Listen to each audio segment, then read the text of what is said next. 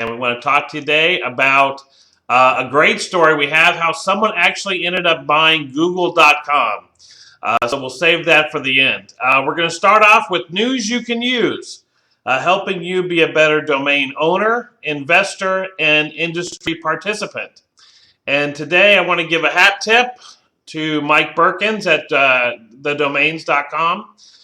He had a story out this week about Netflix losing a URS decision on the movie Netflix.website.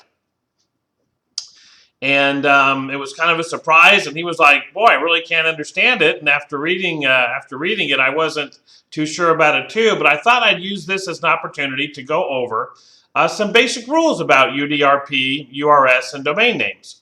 And I need to say up front, this is not legal advice. Please consult an attorney for advice on specific situations or your specific situation.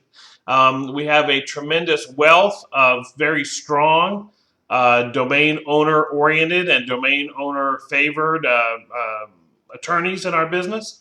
And if you have a case, go ahead and reach out to them. But I want to talk to you about a couple things about this whole idea of UDRP or URS. One of them is you're in already. It's your part of your terms and conditions at all registrars that you agree to this mechanism where they can actually take your domain name and give it to someone who wins a UDRP case, and I'll get to the details later, but unless you stop them with a lawsuit. You're still liable for your actions and your behavior, meaning if you're doing something on your website that infringes on the rights of other people, that's still a separate offense that they can come after you for. But UDRP and URS is just about the details of what happens to the domain name.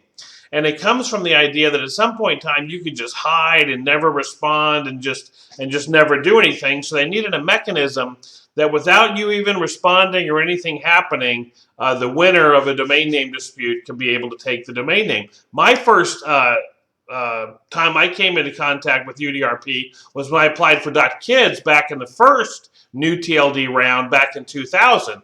And it was still being formulated, but there was just an assumption that every new TLD applicant at that time, this is the round where they gave out .biz and .info and .museum and some other ones, would go ahead and include it. So it's kind of been part of us for that long. But as I say, it's a way, hopefully, to get rid of the most egregious cases. And I think it's gone a long way toward taking us out of the idea that we're cyber squatters, all domainers are just after stealing intellectual property, because this system is set up for the clear-cut cases to be resolved in favor of the complainant. So, as I say, even if you lose a UDRP, as some people in our industry have, you can still take it to court because it is an arbitration decision. But do factor it into your buying decisions. You can't say you don't know about it because it's going to affect you. But it's primarily a mechanism for unwilling cases. All right, we have two things, URS or UDRP. Now, URS is new. It just happened with the new TLDs. It's called Uniform Rapid Suspension. So the idea was that the UDRP process was too long for someone that was actually doing harm in the marketplace to someone's brand or hurting consumers. We needed something quicker. So they set up this system for clear cases of open abuse.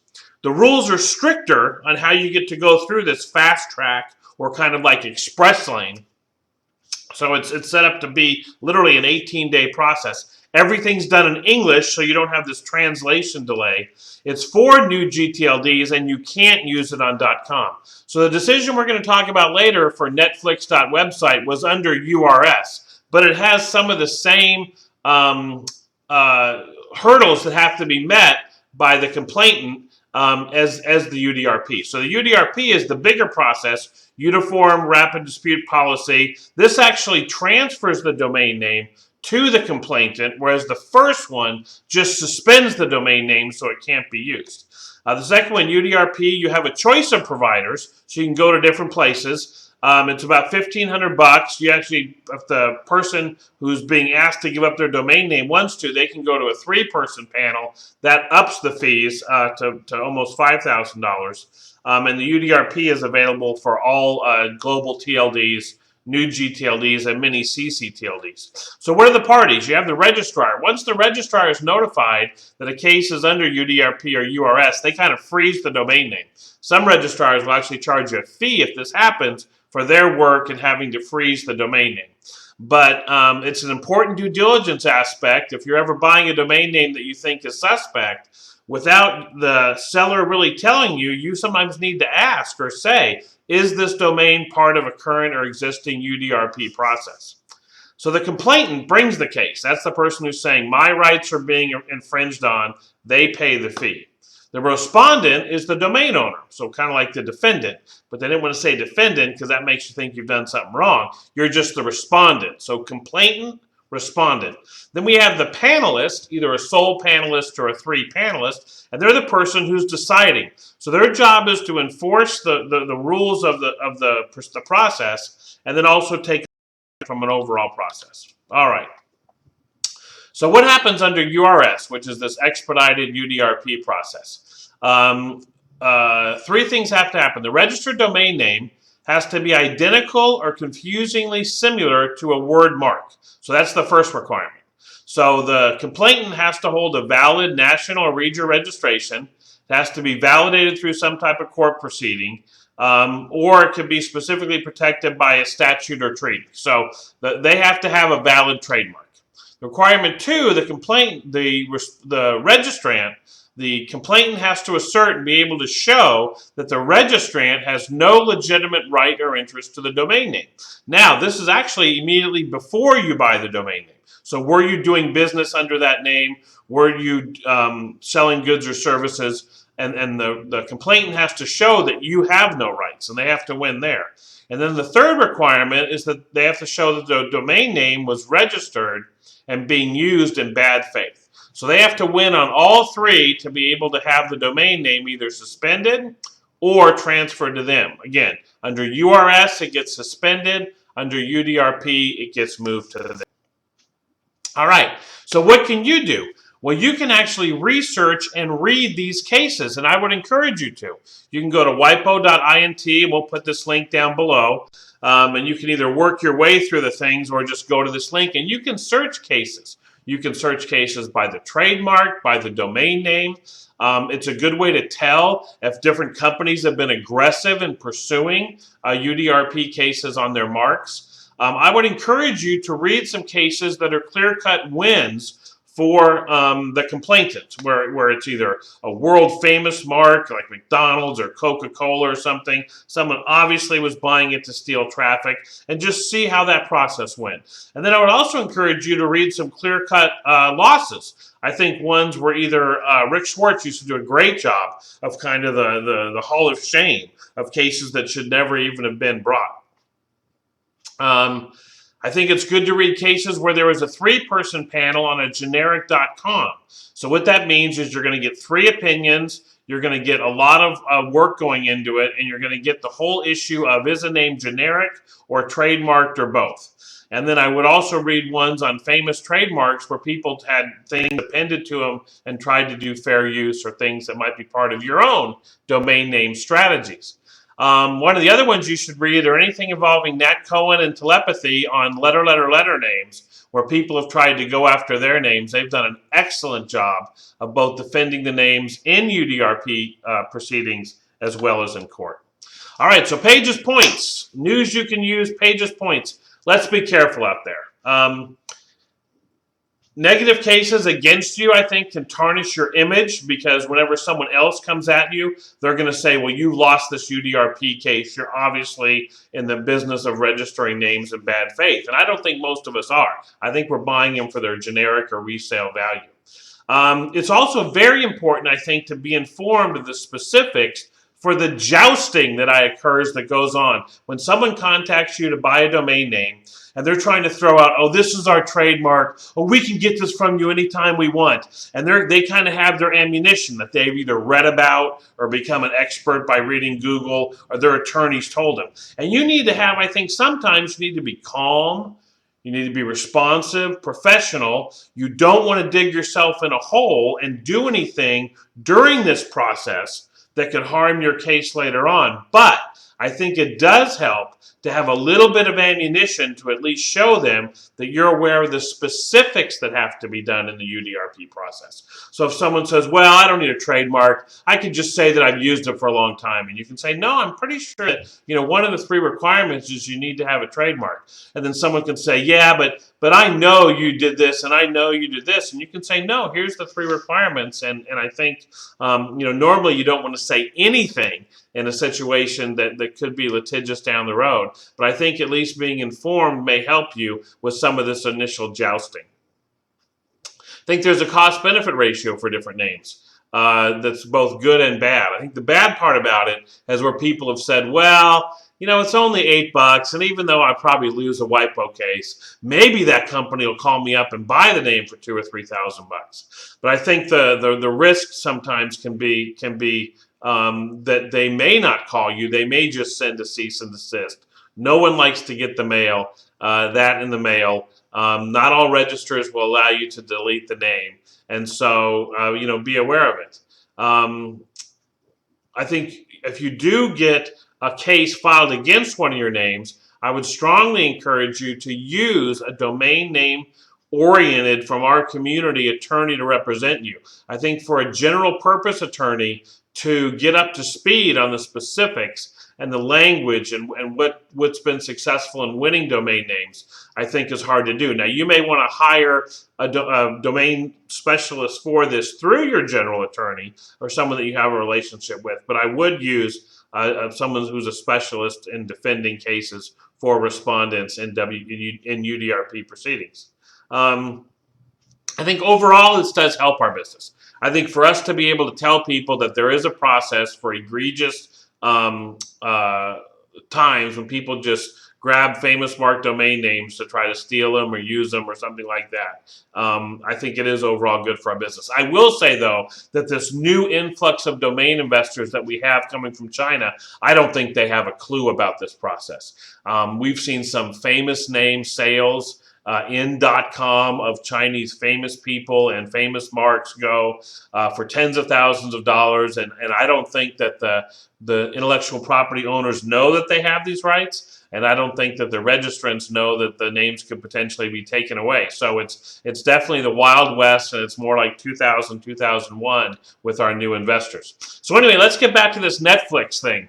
Again, you can see these cases every day. You can get them emailed to you. But again, hat tip to Mike Perkins at The Domains. So Netflix.website came in, and the panelists had to decide the 3 things. Did they have a trademark? Yes, they have a registered trademark.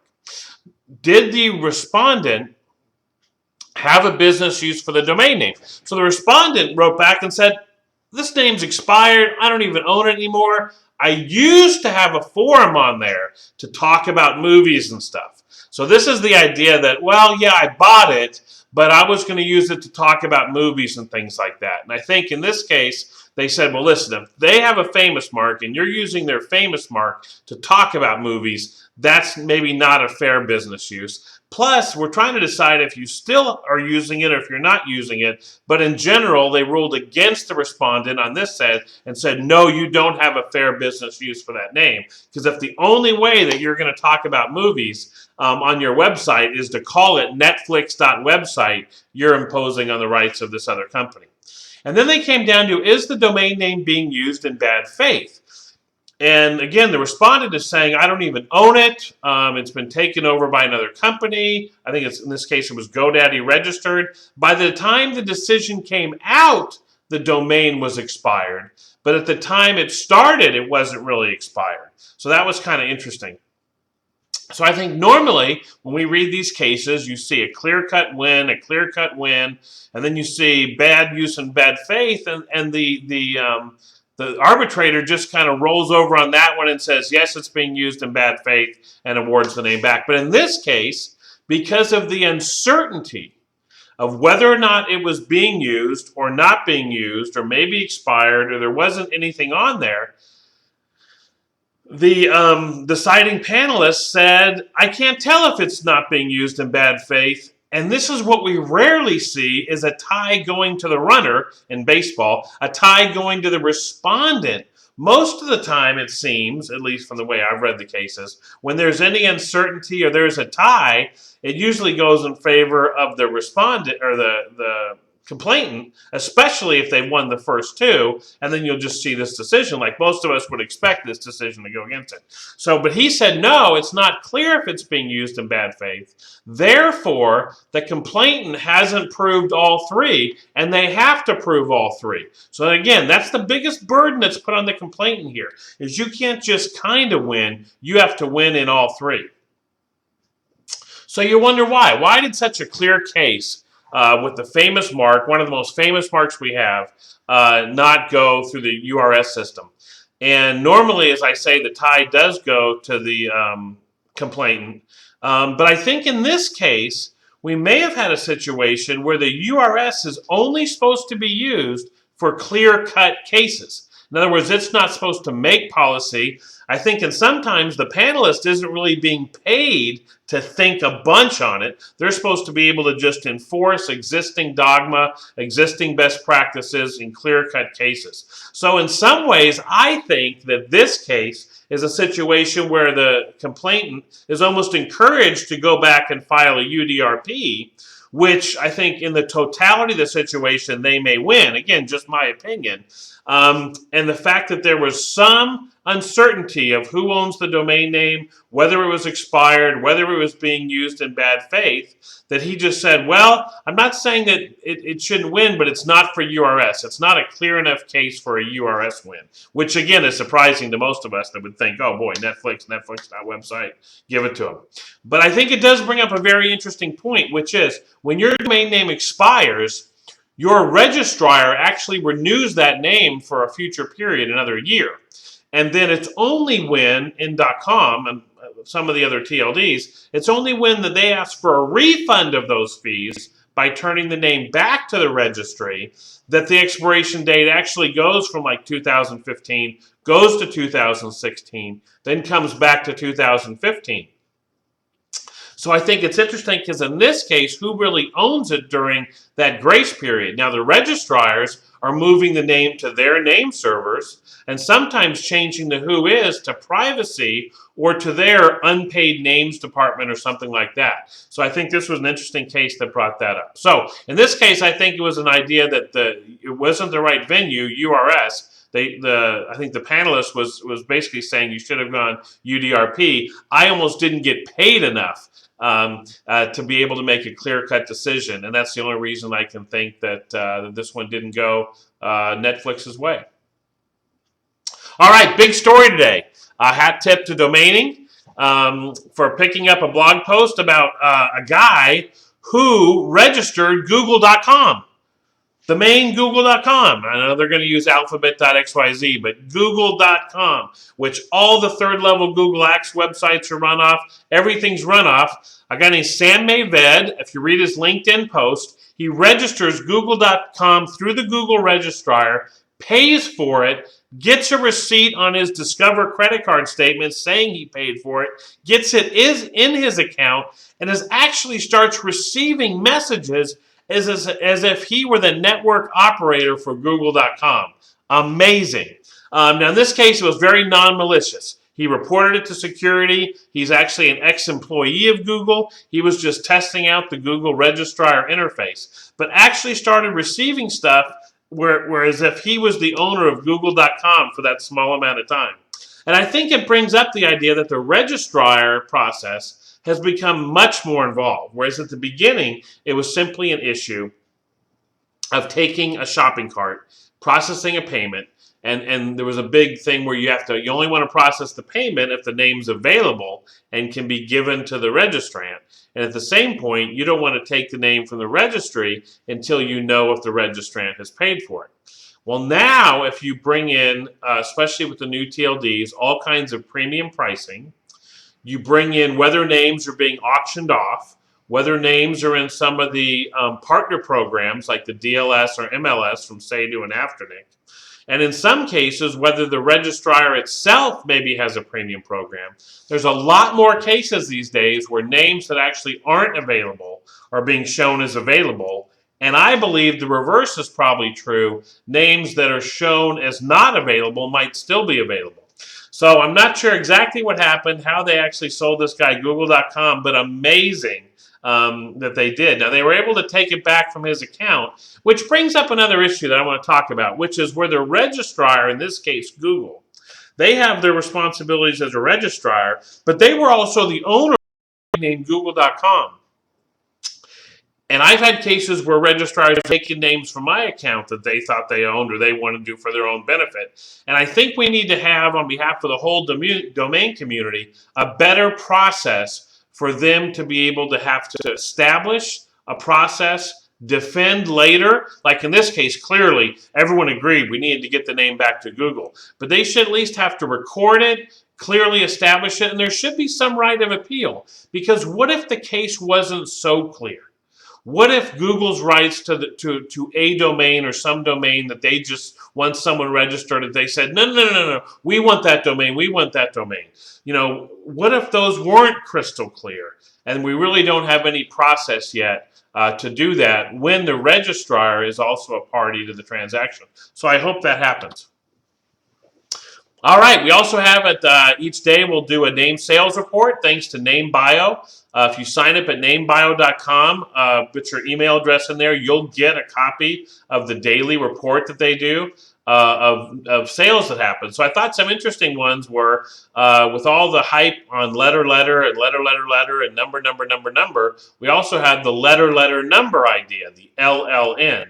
So MD8 ended up going for $4,500. So here you have MD for Doctor, MD for Maryland. You have the wonderful 8 at the end, and I think we saw $4,500. Now, that's a long way from what just a regular old everyday letter, which is a less desirable pattern, as we talked about in our prior show. We had a couple of those go for $500 or $600. But anyway, strong sale. I thought this was a good one to put on there. Downtownworks.com, by domains, reported it as $2,100. And I think this is a really good example of a retail sale, of someone probably having a program called Downtown Works. They want it to be downtownworks.com. It's probably I haven't looked at it to see which company, which city bought it. But I think for them to spend $2,100 on an asset that's going to have a long life, say they use it for 10 years, so you're talking about $200 a year for the extra premium of being able to always say we're downtownworks.com and not have to maybe settle for a hyphen or Downtown Works Nashville or Nashville Downtown Works, say it was Nashville, and have a really long name. They've got the one they wanted. But what's interesting is it's hard as a domain investor to say, how would I have known to buy that name, to hold it in inventory, to potentially sell to them? And I think that that's the reason that we have such a big domain investor demand for the 4 letters and the 5 numbers right now, is it seemed like that's a system. That's a process. Just buy a 4-letter, wait for a sale. Buy a 5 number, wait for a sale.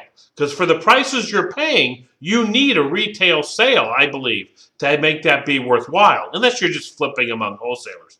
But something like Downtown Works, if that expired, you might have been able to buy that for $69 on Snap Names, or maybe even RegFee or one of the discount drop services. But how do you know to buy those? It's not as clear. There isn't a metric that says Downtown Works has a 17% chance of selling over the next 10 years. And I think that's where, especially on the stuff that we're doing at Domain University, which you'll hear about soon, we're trying to bring that concept of how to buy names that have a 5 to 10 to 20% chance of selling over the next 5 years. And if that's enough for you, now for some people that's enough. They need to make 100 times their money tomorrow, or else they don't want to buy it. But I think that's a good example of, would you have bought this name on a drop? Could you have stayed with it long enough to wait for that buyer to come through? All right, another thing that can happen with domain names is trends can change. So I looked at this name, hdmonitor.com. I almost thought that I might have owned it at some point in time. I should have checked the who is. Sold for under $200. Now imagine back when we had non-HD monitors, how much this domain would have gone for to have an HD monitor as opposed to a non-HD monitor. But now really all monitors are HD, so there's really no sense in putting it beforehand. And so I think you have a really interesting idea how the names the values can change over time. But that also means that the values can change for the better. If you would have jumped early on vrmonitor.com or Holo Monitor for hologram, or 360 Monitor, or something else that might have worked with the GoPro generation, then there's opportunities to buy names that are valuable in the next 5, 10, or 20 years, and not say, well, all the good ones are taken. Thought emergency storage was a good buy. Whoever bought that one, whether it's storing stuff, storing data. You know, you need to emergency store your files off-site. And then knapsacks was an interesting one because we actually featured that on a Domain University video we did this week on some of the best one-word names at NameJet. And so at $451, I think that was a pretty good, reasonable speculation. So anyway, that's our report for the day. I appreciate you watching and going through our discussion of the Netflix.website URS decision, the amazing story about Google.com, and the domain sales report. Thanks, and have a great day.